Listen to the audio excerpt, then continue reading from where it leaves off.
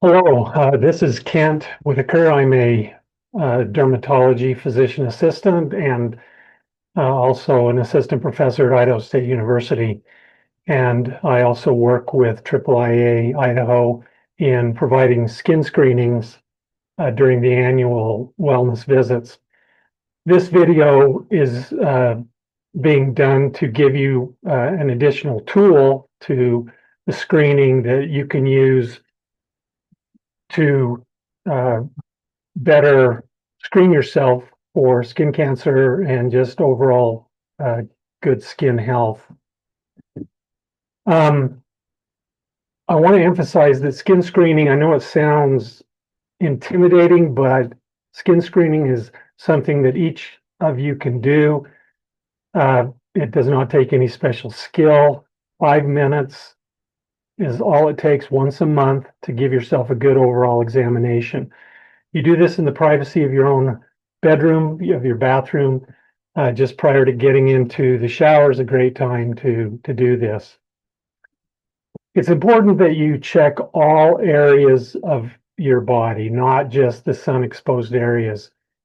Sometimes we tend to ignore our backs and the back of our legs and our buttocks and our genitalia area uh, because they're awkward to look at and difficult to look at. But skin cancers can occur in those areas. So we do encourage you to look in those areas and also at the bottom of your feet and between your fingers and toes. Don't ignore your scalp. You may need to have somebody else help you look in your scalp because that is a difficult area to look at yourself. Don't ignore the back of your ears. Those are, again, areas where cancers can occur, but they're difficult to look at. So the question is, what am I looking for? The important thing is for you to get a baseline of what is growing on your skin.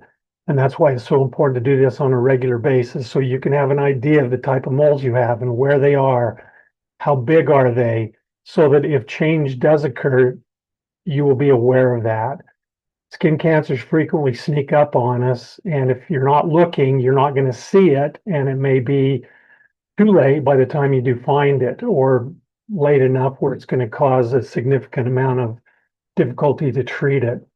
So as you're looking at your skin, look for moles, look for spots, any type of discoloration, or where the pigment is different, and take a note of anything that just doesn't look right to you. Either it's the different shape, size, color, something just doesn't seem right about it. And take particular attention to anything that's bleeding. And sometimes you might wake up and there's some blood on your pillow or on your sheets or on your clothing or underwear, and you find a sore spot and you have no idea why it's there. Keep a close eye on that. And if it just doesn't seem to be healing up, that needs to be taken to the attention of your primary care doctor or dermatologist. Um, This is an easy way to check your skin, and we call it the ugly duckling. I'm sure everybody remembers that story of the ugly duckling. It just didn't look like the rest of them. And that's true of a particular type of skin cancer called melanoma, but it can also be applied to other types of skin cancers also.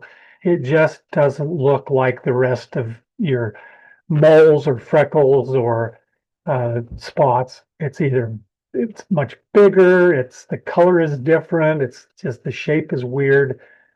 And that's quick and easy. That doesn't require any kind of special skill. Just look for the thing that stands out to you and take a note of that. We also utilize the ABCDEs, which stands for asymmetry. You're looking for lesions that are relatively symmetrical.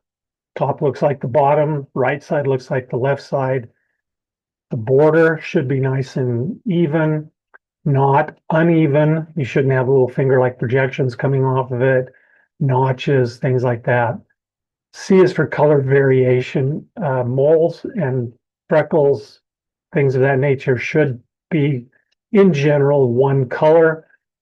You're looking for a lesion that has multiple colors, blues, blacks, grays, whites, all in the same mole. And then finally, the D and the E kind of go together, the diameter and the evolution. If you have a mole that's small and over time it's growing, that's the evolution. And especially if it's less than 6 millimeters or about the size of a pencil eraser, and then as it over the 6 months to a year, 2 years, it grows and it is now bigger than a pencil eraser, that is noteworthy and worth bringing to the attention of your provider. So the question also arises, what happens if I find something that looks unusual? Well, take your phone, your cell phone camera can do a very good job of taking a photograph of it. And if it's an area like your back that's hard to reach, have somebody else take the photo for you. But that gives you a visual reference that you can then retake the photograph 2 or 3 months later and then compare the two photographs side by side. And you can see if there's been any visual changes to the lesion itself or to the freckle or whatever it happens to be.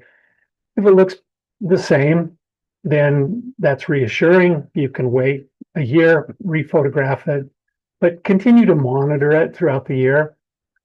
And then at any time, if you see any changes, for example, you photographed something 3 months ago and you're comparing it now and it looks different, then that needs to be taken to your primary care provider or to a dermatologist for further evaluation.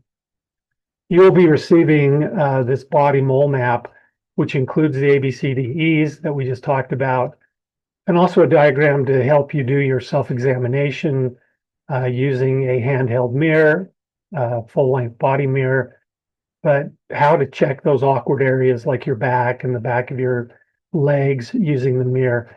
And then the third area is where you can actually document spots that you find that are unusual so that you can keep track. And it gives you the opportunity down at the bottom to mark the ABCDEs so that 3 months when you maybe rephotograph it or recheck it, you can use this as a reference.